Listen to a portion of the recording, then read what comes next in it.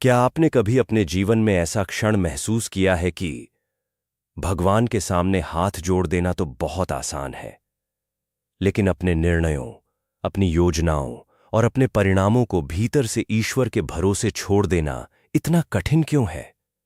हम मंदिर जाते हैं, मंत्रों का जाप करते हैं, प्रार्थना करते हैं और कहते हैं भगवान सब देख रहे हैं। लेकिन जैसे ही जीवन हमारी योजना के अनुसार नहीं चलता, हम भीतर से बेचैन हो जाते हैं। तब एक प्रश्न उठता है, क्या मैंने सचमुच स्वयं को ईश्वर को सौंप दिया है, या केवल शब्दों में कहा है कि मैं भगवान की शरण में हूं? राजा जनक के सामने भी एक दिन यही प्रश्न उठा था। उन्होंने महर्षि अष्टावक्र से पूछा, गुरुदेव, सच्ची शरणागति वास्तव में क्या है? क्या भगवान के सामने अपना सिर झुका देना ही सच्ची शरणागति है, या इसके पीछे कोई और गहरी अवस्था है? और अष्टावक्र ने जो उत्तर दिया, वह शरणागति को केवल पूजा और प्रार्थना तक सीमित नहीं रखता।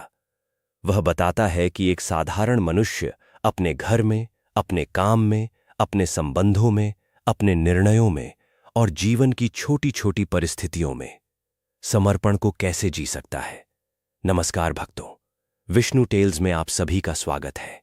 आज हम उसी गहरी समझ की यात्रा पर चलेंगे। एक ऐसी यात्रा जहां शरणागति का अर्थ हाथ पर हाथ रखकर बैठ जाना नहीं, बल्कि पूरा प्रयास करने के बाद परिणाम को उस व्यवस्था के हवाले कर देना है जो हमसे कहीं बड़ी है।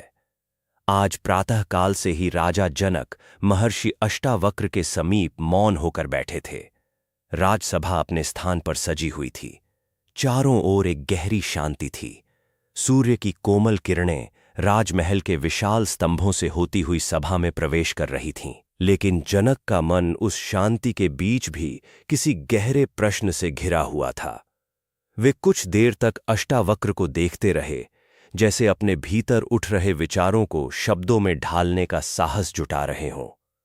अंततः उन्होंने दोनों हाथ जोड़कर विनम्र स्वर में कहा, गुरुदेव, लोग कहते हैं कि भगवान की शरण में चले जाओ, लेकिन मैं देखता हूं कि मनुष्य भगवान का नाम तो लेता है, फिर भी अपने जीवन की प्रत्येक बात को अपने अनुसार चलाना चाहता है। वह चाहता है कि काम उसी प्रकार हो जैसा उसने सोचा है, लोग उसी प्रकार व्यवहार करें जैसा वह चाहता है, परिणाम वही आए जिसकी उसने कल्पना की है। तो फिर सच्ची शरणागति क्या है? अष्टावक्र कुछ क्षण शांत रहे, फिर बोले, राजन, शरणागति का अर्थ यह नहीं कि मनुष्य अपने कर्मों से दूर हो जाए। शरणागति का अर्थ है कर्म करते समय पूरी ईमानदारी रखना, लेकिन परिणाम को अपनी मुट्ठी में बंद करने का प्रयास न करना। जनक ध्यान से सुन रहे थे। अष्टावक्र ने सामने रखे एक छोटे से बीज को उठाया। राजन, इस बीज को देखो। यदि किसान इसे मिट्टी में डालता है तो उसका कार्य क्या है? जनक बोले, भूमि तैयार करना, बीज चुनना, उन्हें उचित समय पर बोना, जब आवश्यक हो तब पानी देना, उसकी रक्षा करना। अष्टावक्र बोले, और क्या वह बीज को अपने हाथों से पौधा बना सकता है? नहीं गुरुदेव। क्या वह आदेश दे सकता है कि कल सुबह तक इसमें फल आ जाए? नहीं। अष्टावक्र बोले, यही शरणागति का पहला रहस्य है। मनुष्य को अपना कार्य पूरी निष्ठा से करना है, लेकिन जिस प्रक्रिया पर उसका अधिकार नहीं, उसे अपने हाथ में लेने की जिद नहीं करनी है। जनक ने पूछा, लेकिन गुरुदेव, यदि मैं परिणाम के बारे में न सोचूं, तो क्या मेरे कर्म में गंभीरता कम नहीं हो जाएगी? अष्टावक्र मुस्कुराए, नहीं राजन, परिणाम की चिंता छोड़ना कर्म की गुणवत्ता छोड़ना नहीं है। एक धनुर्धर लक्ष्य पर तीर चलाता है, उसका पूरा ध्यान धनुष पर, तीर पर, दिशा पर और निशाने पर होता है। यदि तीर छोड़ते समय वह केवल इस विचार में उलझ जाए कि तीर कहां जाकर गिरेगा, तो उसका ध्यान उसी क्षण कमजोर हो जाएगा। लेकिन यदि वह अपनी तैयारी पूरी करता है, अपना लक्ष्य देखता है, धनुष को सही ढंग से खींचता है और पूरी क्षमता से तीर छोड़ता है, तो उसका कार्य पूर्ण हो जाता है। इसके बाद तीर किस गति से जाएगा, हवा किस दिशा में चलेगी और अंतिम परिणाम क्या होगा, इन सब पर उसका पूरा अधिकार नहीं। जनक बोले, तो क्या शरणागति का अर्थ है अपने हिस्से का कार्य पूरा करके आगे की व्यवस्था को स्वीकार करना? अष्टावक्र बोले, सही कहा राजन। फिर उन्होंने एक और उदाहरण दिया। राजन, तुमने कभी नाविक को नदी में नाव चलाते देखा है? हां गुरुदेव, नाविक नाव चलाता है, पतवार चलाता है, दिशा देखता है, किनारे और जल की स्थिति को समझता है। लेकिन क्या वो नदी की हर लहर को आदेश दे सकता है? नहीं। तो क्या वो पतवार छोड़ देता है? नहीं गुरुदेव, यही अंतर समझो। शरणागति पतवार छोड़ना नहीं है। शरणागति यह समझना है कि पतवार चलाना तुम्हारा कार्य है, लेकिन नदी की प्रत्येक लहर तुम्हारे आदेश से नहीं चलेगी। जनक के चेहरे पर गहरी समझ दिखाई देने लगी। सभा में बैठे एक मंत्री ने विनम्रता से पूछा, गुरुदेव, यदि शरणागति इतनी गहरी अवस्था है तो एक साधारण मनुष्य इसे अपने दैनिक जीवन में शुरू कहां से करे? अष्टावक्र बोले, राजन, शरणागति के लिए किसी विशेष स्थान की आवश्यकता नहीं होती। इसे जीवन की सबसे छोटी छोटी परिस्थितियों से शुरू किया जा सकता है, जैसे सुबह आंख खुलते ही।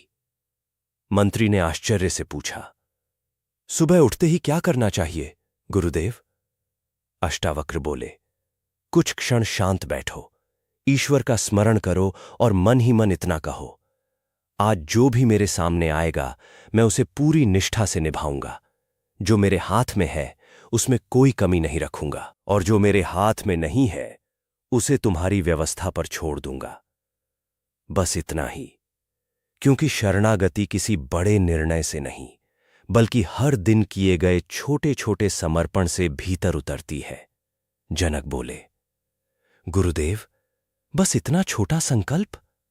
अष्टावक्र ने कहा, राजन, बड़ी शरणागति भी छोटी छोटी स्वीकृतियों से ही बनती है।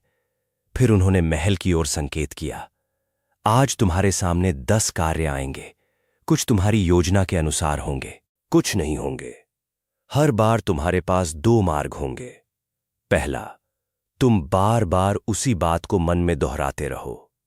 दूसरा, जो करना आवश्यक है वह करो और उसके बाद कहो, मेरी ओर से इतना पूर्ण हुआ, अब आगे जो होगा उसे मैं स्वीकार करता हूं। जनक ने पूछा, लेकिन गुरुदेव, क्या इसका अर्थ यह है कि मनुष्य किसी गलती को भी स्वीकार कर ले? अष्टावक्र बोले, नहीं राजन, समर्पण का अर्थ यह नहीं कि मनुष्य अपनी भूलों को अनदेखा कर दे। यदि तुमसे कोई गलती हुई है तो सबसे पहले उसे ईमानदारी से स्वीकार करो। जिसे तुम्हारे कारण कष्ट हुआ है उससे क्षमा मांगने में संकोच मत करो, और जिस कर्म को दोबारा नहीं करना चाहिए उससे स्वयं को दूर कर लो। लेकिन अपनी गलती को सुधारने के बाद उसी घटना को बार बार भीतर दोहराते रहना सुधार नहीं है। सच्चा समर्पण सत्य से भागता नहीं, वह सत्य को स्वीकार करता है और फिर उचित कर्म करता है। सभा में गहरा मौन था। अष्टावक्र आगे बोले, राजन, शरणागति का दूसरा अभ्यास है अपने नियंत्रण की सीमा पहचानना।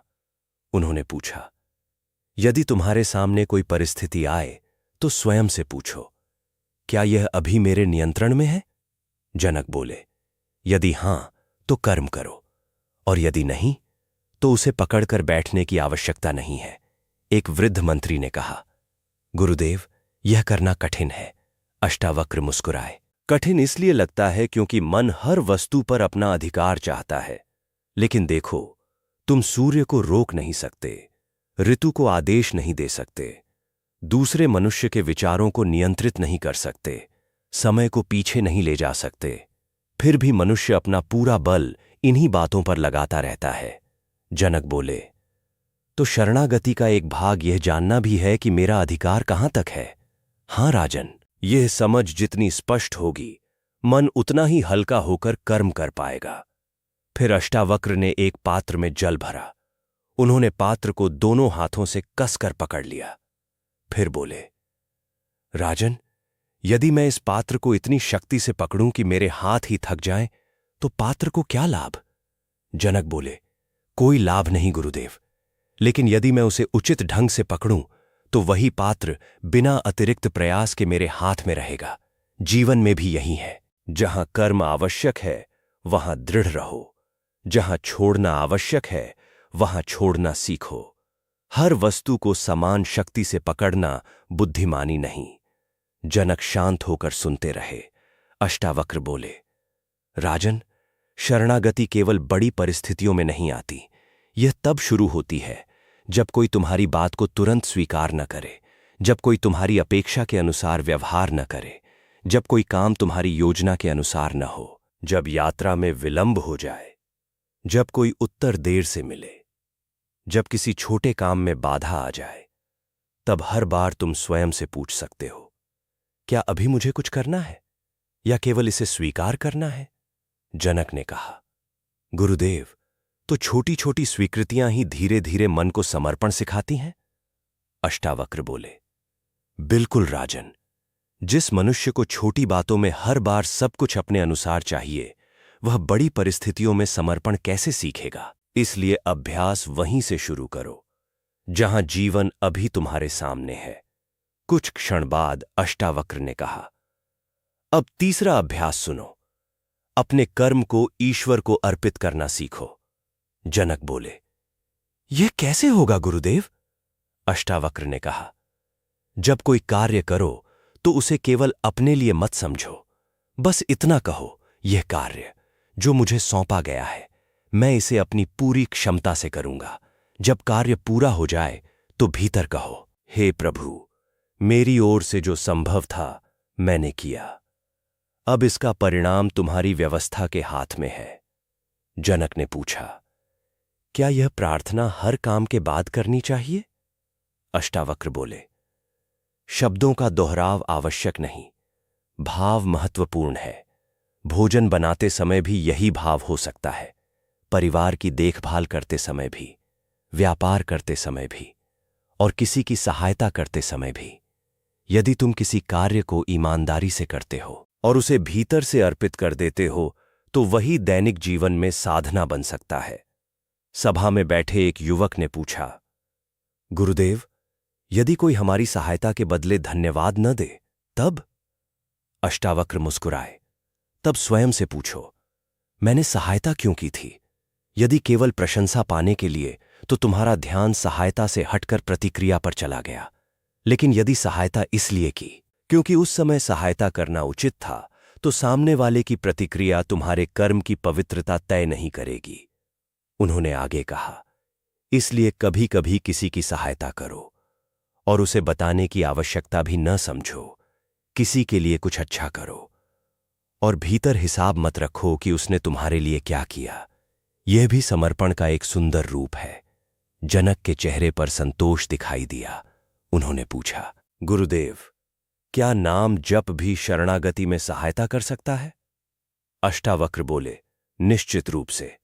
जब मन बार बार अपनी ही बातों में उलझने लगे, तो किसी पवित्र नाम का स्मरण करो। जिस नाम में तुम्हारा हृदय श्रद्धा अनुभव करे, उसे शांत भाव से दोहराओ और कभी कभी केवल इतना कहो, मैं तुम्हारी शरण में हूं। जो मेरे लिए करना है, मुझे उचित कर्म की बुद्धि देना। कुछ देर सभा में केवल शांति थी। फिर अष्टावक्र बोले, लेकिन राजन, नाम जप के बाद कर्म से भागना शरणागति नहीं है। यदि किसान खेत में न जाए और केवल भगवान का नाम लेकर फसल की प्रतीक्षा करे, तो क्या खेत अपने आप तैयार हो जाएगा? जनक बोले, नहीं गुरुदेव। तब अष्टावक्र बोले, यही बात जीवन में समझनी है राजन। प्रार्थना करो और फिर कर्म करो। ईश्वर पर भरोसा रखो, लेकिन अपने हाथों को निष्क्रिय मत बनाओ, तभी समर्पण सक्रिय होता है। फिर उन्होंने एक सुंदर उदाहरण दिया। एक पक्षी अपने घोंसले में बैठकर आकाश की ओर देखता है, लेकिन उड़ने के लिए उसे अपने पंख फैलाने ही पड़ते हैं। आकाश उसे स्थान देता है, हवा उसका साथ देती है, लेकिन पंख उसे स्वयं फैलाने होते हैं। जनक बोले, तो मनुष्य का प्रयास उसके पंख है और ईश्वर पर भरोसा उसका आकाश? अष्टावक्र मुस्कुराए, तुमने बात समझ ली राजन। सभा में बैठे लोगों के चेहरे पर प्रसन्नता दिखाई दी। कुछ देर बाद जनक ने पूछा, गुरुदेव, यदि किसी दिन मन बहुत अशांत हो और बार बार वही बातें भीतर घूमती रहें, तब क्या किया जाए? अष्टावक्र बोले, तब पहले रुक जाओ, तुरंत कोई निर्णय मत लो, कुछ गहरी सांसें लो, अपने आसपास देखो, जो सामने है उसे देखो, अपने शरीर को महसूस करो, फिर स्वयं से पूछो, इस क्षण मेरे सामने वास्तविक रूप से क्या उपस्थित है? और फिर दूसरा प्रश्न, इसमें मेरा अगला उचित कर्म क्या है? जनक बोले। और उसके बाद जो करना है वह करो, फिर कहो अब यह मेरे हाथ में नहीं, मैं इसे जीवन की व्यवस्था को सौंपता हूं। उन्होंने कहा, राजन, यदि यह अभ्यास दिन में केवल 2 या 3 बार भी किया जाए तो धीरे धीरे मन एक नई दिशा सीखने लगता है। जनक ने पूछा, क्या इसके लिए बहुत लंबी साधना आवश्यक है? अष्टावक्र बोले, नहीं राजन, जब कोई चीज तुम्हारे अनुसार न हो वहां अभ्यास करो, जब प्रतीक्षा करनी पड़े वहां अभ्यास करो, जब किसी व्यक्ति की बात तुम्हें स्वीकार न हो वहां अभ्यास करो, जब किसी कार्य का परिणाम अभी स्पष्ट न हो वहां अभ्यास करो, क्योंकि शरणागति किसी विशेष स्थान की वस्तु नहीं, वह जीवन जीने की कला है। फिर अष्टावक्र ने राजा जनक से कहा, राजन, आज रात सोने से पहले 3 प्रश्न स्वयं से पूछना। जनक ने ध्यानपूर्वक उनकी ओर देखा। पहला, क्या आज मैंने अपने हिस्से का कर्म ईमानदारी से किया? दूसरा, क्या आज मैंने किसी ऐसी बात को पकड़ कर रखा जो वास्तव में मेरे नियंत्रण में नहीं थी? तीसरा, क्या आज मैंने कम से कम एक कार्य बिना किसी प्रतिफल की अपेक्षा के किया? जनक मौन रहे। अष्टावक्र बोले, यदि पहले प्रश्न का उत्तर हां है तो अपने कर्म के लिए कृतज्ञ रहो, यदि दूसरे का उत्तर हां है तो अगले दिन थोड़ा और छोड़ने का अभ्यास करो, और यदि तीसरे का उत्तर हां है तो समझो कि तुम्हारे भीतर समर्पण का बीज अंकुरित हो रहा है। राजा जनक की आंखों में गहरी शांति थी। उन्होंने पूछा, गुरुदेव, क्या शरणागति का अर्थ अंततः यही है कि मैं अपने जीवन से लड़ना बंद कर दूं? अष्टावक्र ने कहा, नहीं राजन, जीवन से लड़ना बंद कर देना और कर्म करना बंद कर देना अलग बातें हैं। सच्ची शरणागति में मनुष्य जीवन से भागता नहीं, वह जीवन के सामने उपस्थित रहता है, वह अपना कर्तव्य करता है। जहां सुधार चाहिए वह सुधार करता है, जहां निर्णय चाहिए वह निर्णय लेता है, जहां प्रयास चाहिए वह प्रयास करता है, और जहां उसकी सीमा समाप्त हो जाती है वह विनम्र होकर कहता है, हे प्रभु, अब आगे सब तुम्हारे हाथ में है।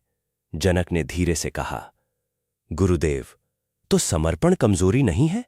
अष्टावक्र बोले, नहीं राजन, समर्पण तब कमजोरी नहीं जब उसके भीतर कर्म की पूर्णता हो। जिसने प्रयास ही नहीं किया और परिणाम को ईश्वर के नाम पर छोड़ दिया वह समर्पण नहीं, लेकिन जिसने अपनी पूरी शक्ति से उचित कर्म किया, सत्य के अनुसार निर्णय लिया, अपनी भूल सुधारी और फिर परिणाम को स्वीकार कर लिया, उसके भीतर एक गहरी स्वतंत्रता जन्म लेती है।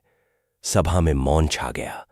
अष्टावक्र ने कहा, राजन, एक बात हमेशा याद रखना, तुम्हारा काम भविष्य को अपने अनुसार बनाना नहीं है। तुम्हारा काम है आज जो तुम्हारे सामने है उसे पूरी ईमानदारी से करना। एक मां अपने बच्चे की देखभाल करती है, एक शिक्षक अपने विद्यार्थी को पढ़ाता है, एक किसान भूमि तैयार करता है, एक व्यापारी ईमानदारी से व्यापार करता है, एक राजा न्यायपूर्वक निर्णय करता है। हर व्यक्ति के सामने उसका अपना कर्म है। जब वह कर्म को पूरी निष्ठा से करता है और उसके बाद परिणाम को स्वीकार करता है, तभी कर्म और समर्पण एक साथ आते हैं। जनक ने पूछा, गुरुदेव, क्या इस अवस्था में मनुष्य को भगवान हर जगह दिखाई देने लगते हैं?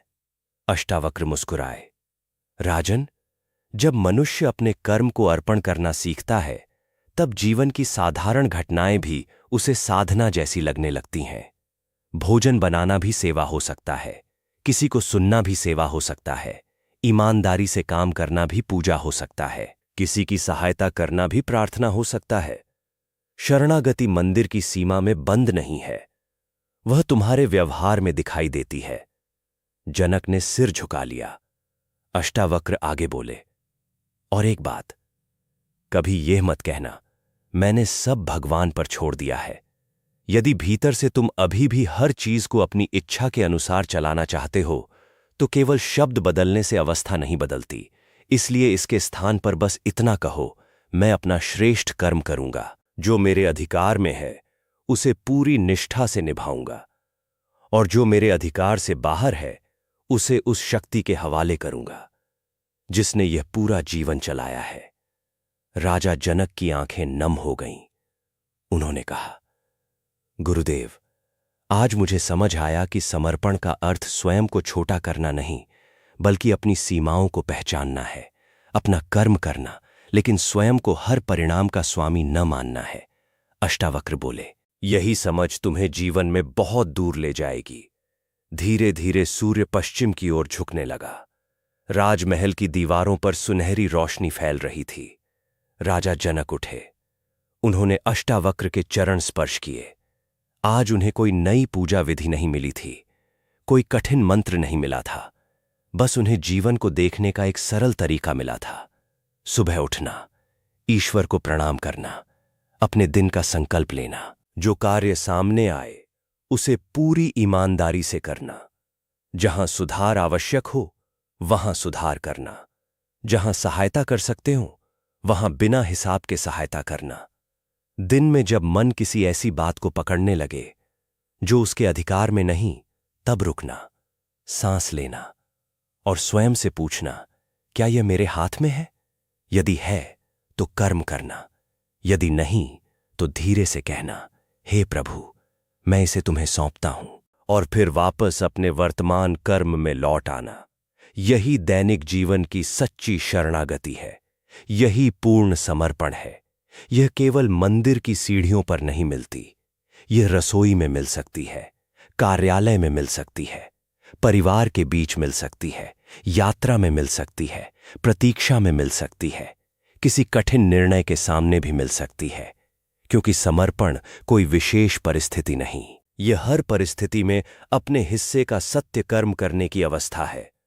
अष्टावक्र का संदेश मानो यही कहता है, अपने हाथों को कर्म से मत हटाओ, लेकिन अपने मन को हर परिणाम की पकड़ से मुक्त करना सीखो। प्रार्थना करो, फिर प्रयास करो, प्रयास करो, फिर अर्पण करो, अर्पण करो, फिर अगले कर्म की ओर बढ़ो। जीवन की प्रत्येक सुबह स्वयं से कहो, आज जो मेरे सामने आएगा मैं उससे भागूंगा नहीं, जो मेरे हाथ में होगा उसे पूरी निष्ठा से करूंगा, जो मेरे हाथ में नहीं होगा उसे पकड़कर अपने भीतर स्थान नहीं दूंगा।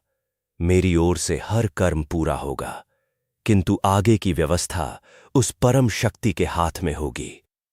और जब रात आए तो अपने पूरे दिन को ईश्वर के चरणों में रखकर कहो, हे प्रभु, आज जितना कर सका मैंने किया।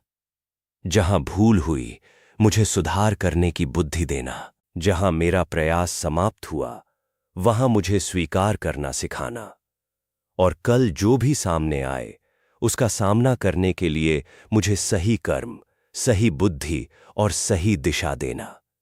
यही समर्पण है, न कर्म से भागना, न जिम्मेदारी से बचना, न जीवन को अपने अनुसार चलाने की जिद करना, बस पूरा प्रयास, सच्ची नीयत, ईश्वर पर विश्वास और परिणाम को समर्पित करने की विनम्रता। जब यह भाव धीरे धीरे जीवन में उतरने लगता है तो मनुष्य हर परिस्थिति को नियंत्रित करने के स्थान पर अपना कर्तव्य निभाना सीखता है।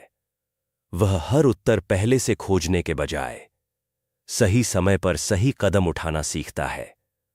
वह जीवन को पकड़ने के बजाय जीवन के साथ चलना सीखता है।